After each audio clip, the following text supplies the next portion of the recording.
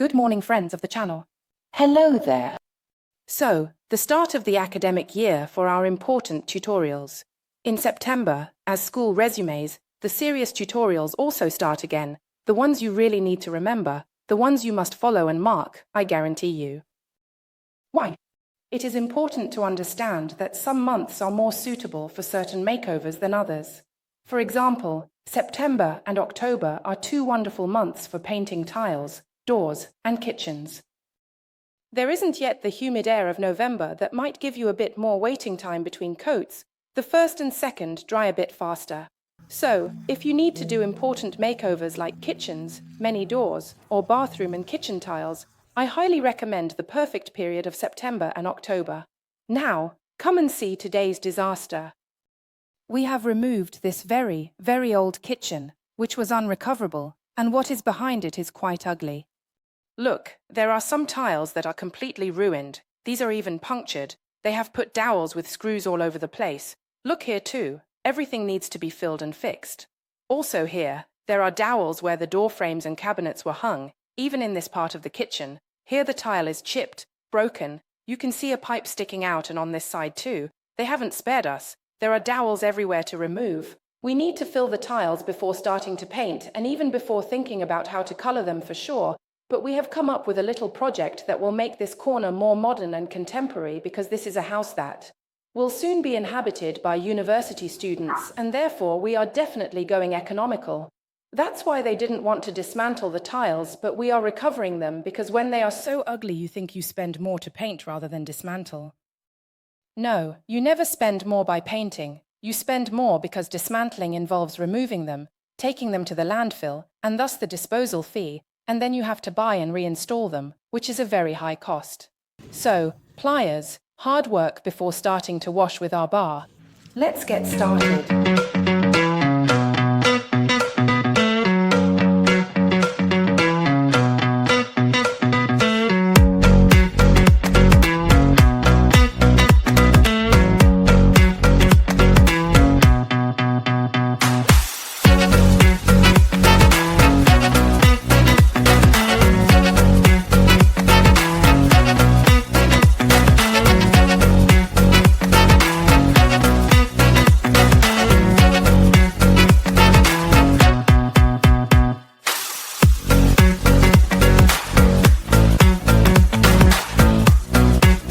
I start by unscrewing all the wall plugs from the walls, and if I can, I also remove the plug caps that are stuck in the tiles.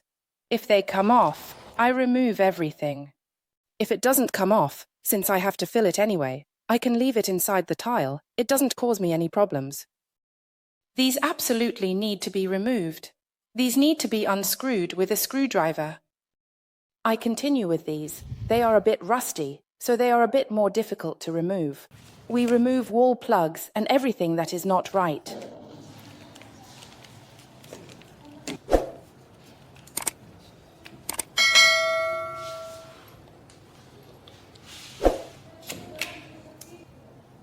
First essential step for the tiles, our bar.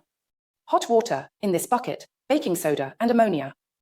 Together they help to scrape off and clean. The baking soda provides a degreasing action. Repeat it several times on kitchen and bathroom tiles. Doing it once and rinsing isn't enough. You also absolutely need small brushes too.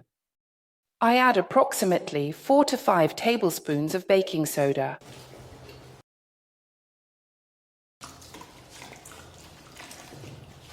And about a glass of ammonia. Here I have roughly 2 liters of hot water. One very important thing, when you have tile joints you can't just clean them with a dish sponge. It's not enough. Because in the joints, which are porous, grease is going to penetrate, and over the years it has settled in. It's completely normal. We have equipped ourselves with small brushes, which are also slightly pointed, that work very well even in the tile joints. We definitely cannot expect the color to last on a tile that has joints dirty with grease. So, remember, hot water, baking soda, ammonia, and a dish sponge for the smooth part of the tile. Here, for example, there are also some old plaster stains. I remove everything. Then we also go down, where there is this part of silicone and glue. You can see that it will slowly come off. But the fundamental thing is to remember that you need to scrape everything off from the joints. We need to remove the grease that has built up over the years from the tile joints. This is absolutely essential, otherwise the paint won't grip. But it wouldn't stick, it wouldn't hold even if you had sanded the tiles and applied a primer underneath. Because even the primer won't hold if there's grease in the tile joints, okay? So, you can use the products you want, but remember, Magic Paint works 100%. It adheres well to the tiles, but only if you thoroughly clean and degrease everything, especially the tile joints.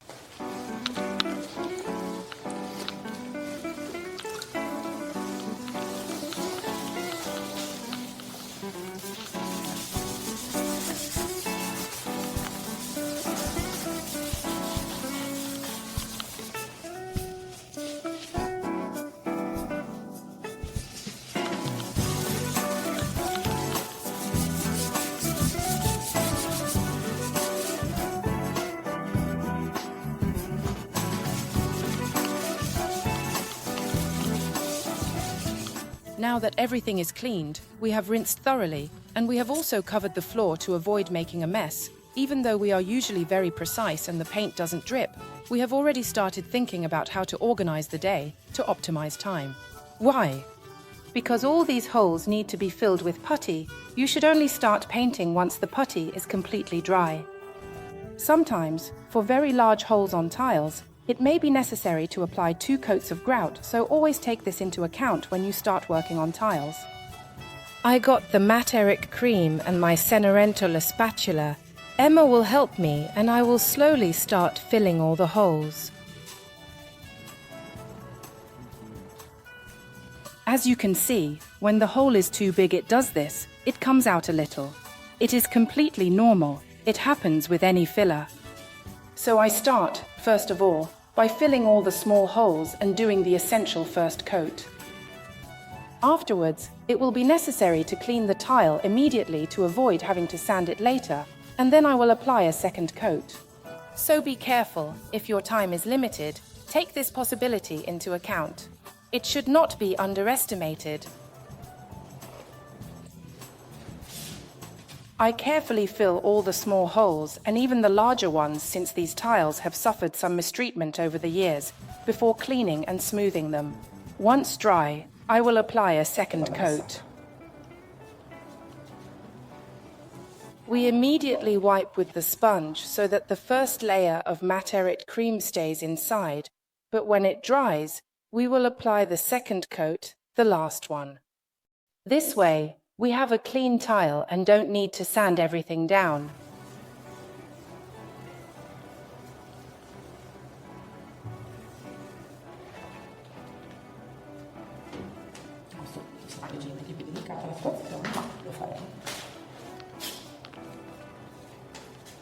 Before starting to apply the second coat of Materic Cream, I gently sand, and you can see in some places the filler has slightly shrunk because the hole is very large, but they are dry. So I lightly sand, wipe with a cloth to remove the dust, and now I can apply a second coat of Materic Cream to completely fill the small hole.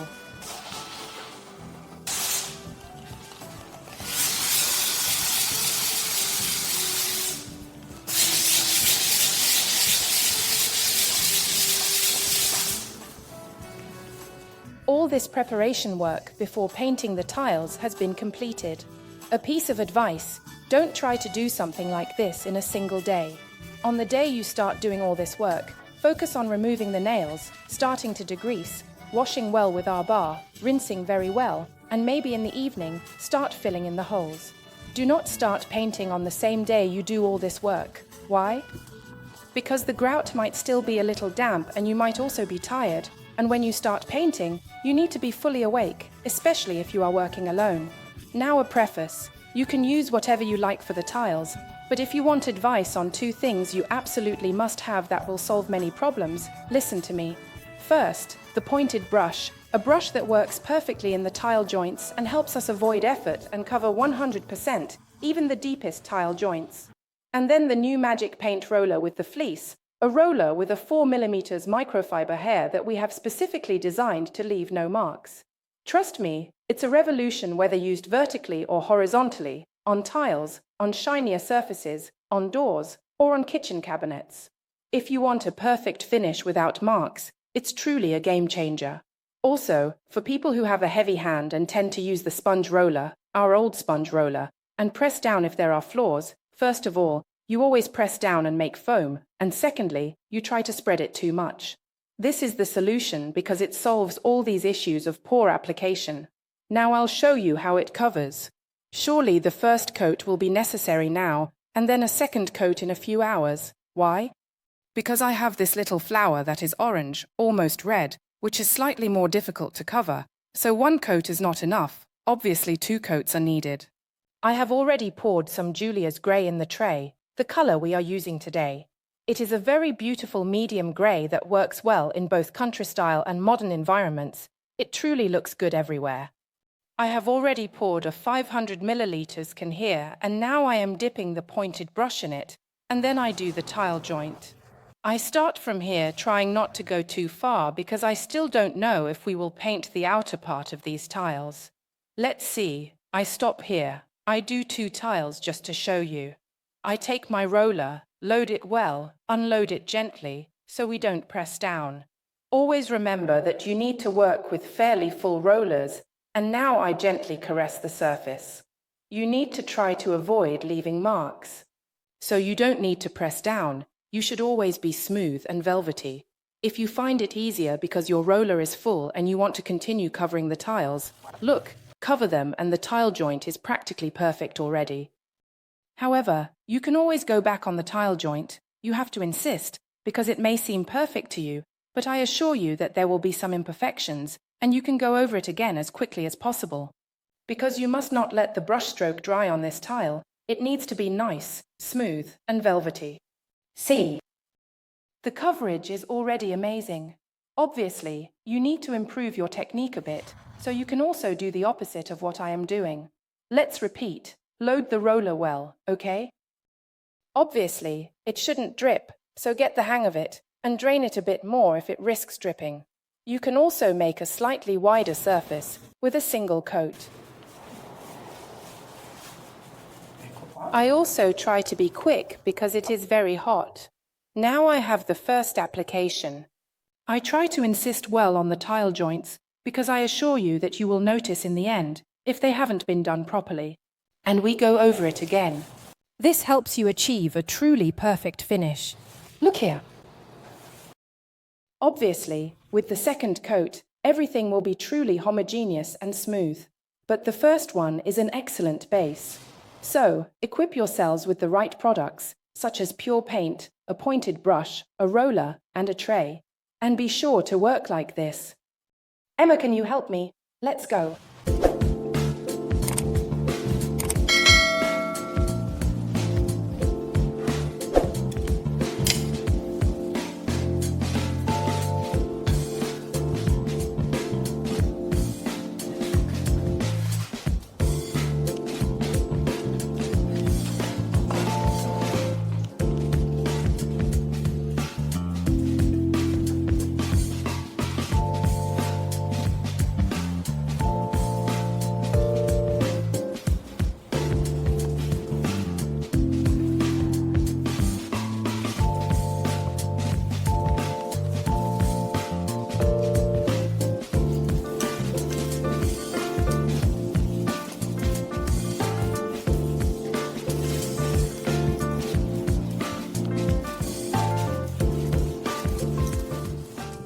The first coat of paint on the tiles is almost dry, or rather, it is quite dry, but we want to leave it for some more time to settle and dry thoroughly.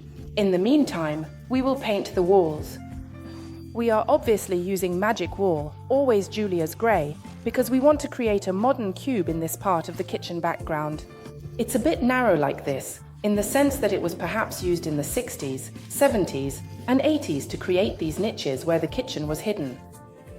Nowadays, it is much more common to create open spaces where the kitchen is the main feature of the environment.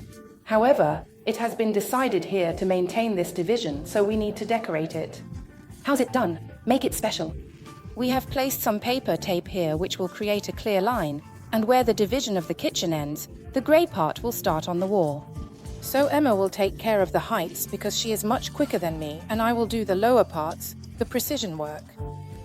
Obviously, tone on tone using Giulia's grey, Emma uses the Merino brush, I use my Elizabeth to move forward smoothly. Let's go.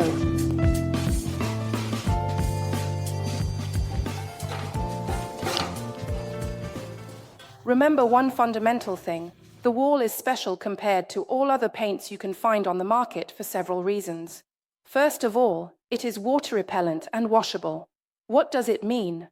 If you put it on your kitchen walls, you shouldn't have any problems with food splashes or anything else, because you can just use a microfiber cloth with water and soap, then rinse it, and it becomes perfectly clean. Once you get used to having Magic Wall in your home, it will be difficult to go back to old paints because it is so easy to maintain. Secondly, the coverage, as you can see, is spectacular. Look, I am now using the Elizabeth brush, which is the classic brush we always use for furniture, but it has a very soft bristle. I use this one because it is smaller, while Emma uses the Merino, which is slightly chunkier. The same brush that I use for the furniture, look at the coverage it provides on the wall. This is a very old wall, and I absolutely do not want to achieve a perfect surface because it is impossible. Applying the color using this textured brushstroke provides a lot of texture, which in this case helps me, as well as providing a beautiful overall coverage. So here, Emma, we almost risk doing just one coat. Look at this beautiful textured coverage that provides a particular, beautiful and modern touch. So remember that you definitely save money and make little effort, but you must stir well both the small and the big can. It is important to mix the components well, and it is essential to use it pure. Remember, if you add water, you must finish it and not do touch-ups because even that 5% of water changes the color tone. This happens with all shades and colors in the world, not just with Magic Paint or Magic Wall.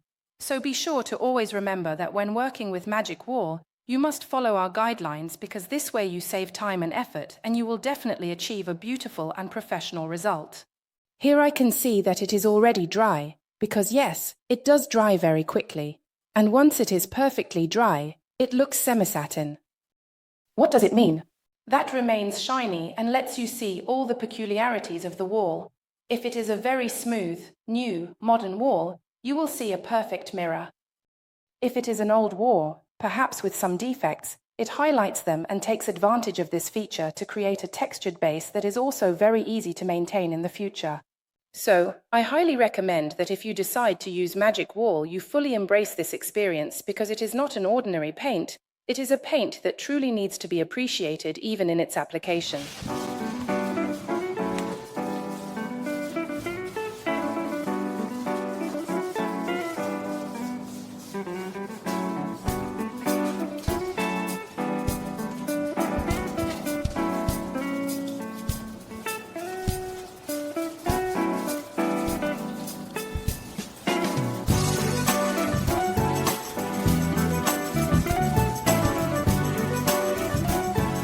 While Emma finishes applying the wall on the upper wall, I continue with the second coat of paint on the tiles.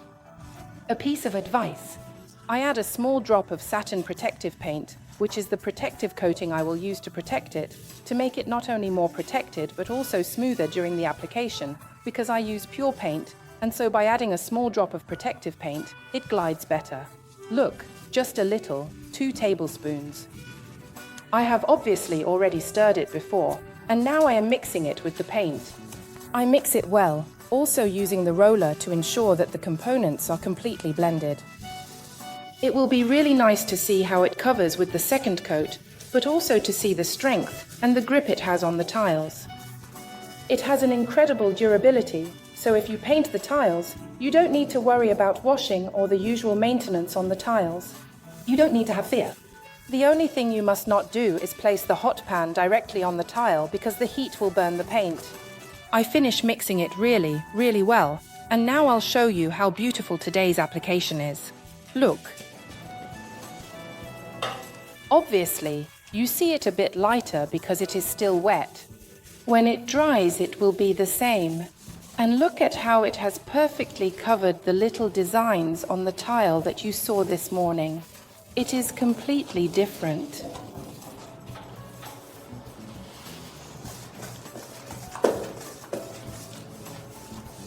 Remember, when the roller has nothing left to give, meaning it is empty, you need to get more paint and continue.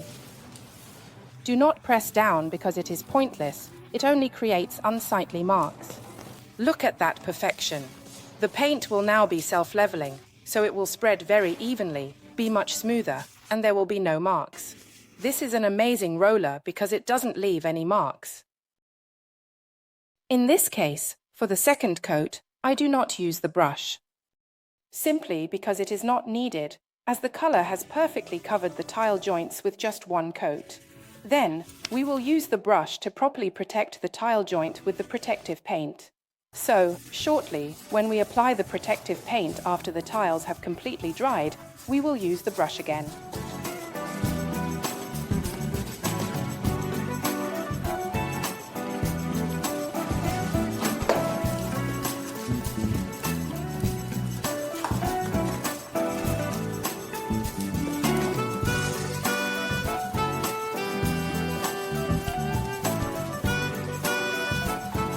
We have reached the protection step.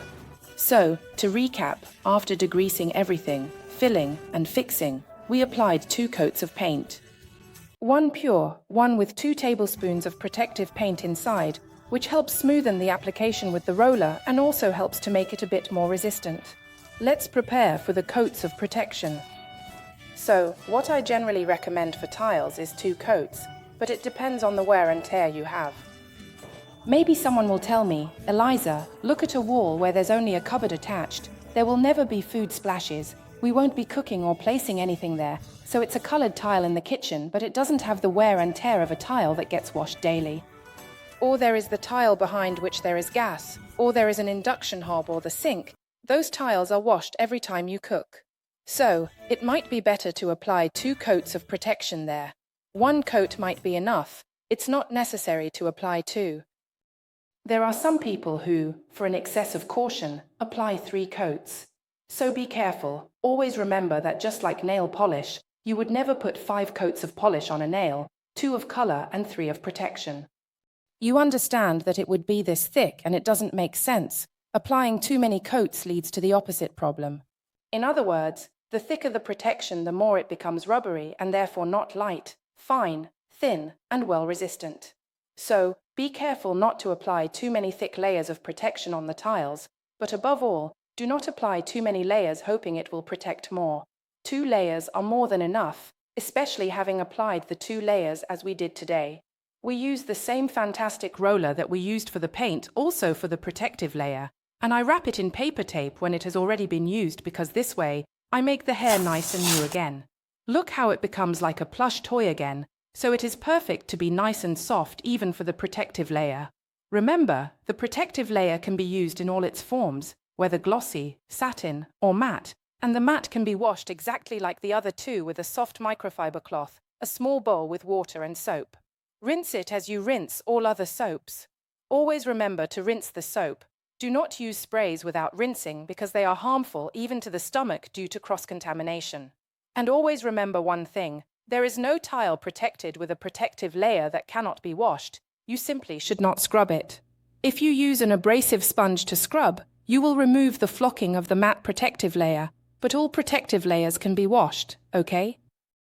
Spread it out as I am about to do now, so, Emma, use a pointed brush to get into the tile joints, and I'll use the roller. I load it well, after having already diluted my satin protective paint by 20%, with water of course. All the Magic Paint products should be diluted exclusively with water. Let's start from the beginning. Here we go. You need to be velvety and light. Do not press it down. Why shouldn't you do it? Do not press down because otherwise you will leave marks, and if you do not want marks, you need to go lightly. Emma, you can go over it after I have, and then I'll go over it again to smooth it out. Look, Emma, go over it like this, inside the tile joints, okay? Excellent, even on the underside. And I'll immediately follow with my roller since it's still very hot. to avoid marks. This is the method I use now to do all the tiles and to avoid marks. You don't paint the tiles every day, okay? So when you do it, take the right amount of time to do a good job. If there are cats around shedding fur, friendly little dogs wanting to stay on the tiles, or children wanting to help with the colouring, consider carefully how to organise yourselves, because tiles are done once and then not again for many years. I will continue. And you follow me.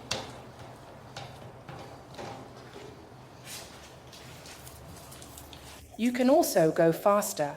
I always go slowly when I show you because I want you to understand the technique and method well, and I don't want to make you anxious. But look, now I move forward in a map of the gaps, and then I can easily go back to where Emma has already passed. This way, we work faster because, obviously, we have deadlines to meet. And voila, this way we avoid having the brush leave its mark. We want to have a nice smooth surface without marks. Here we go. See? It's quicker if there are two people.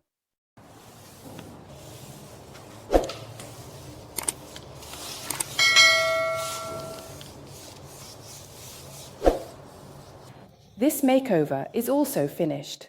So, we were extremely quick, extremely careful, and we have already applied 2 coats of protective finish, but you shouldn't do that. It's always better to apply another coat of protective finish the next day, or even 2 days later.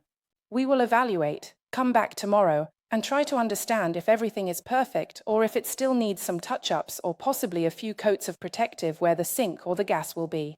So always remember, it is not essential to apply 3 coats. In fact, 2 well-applied coats with the right technique are more than enough.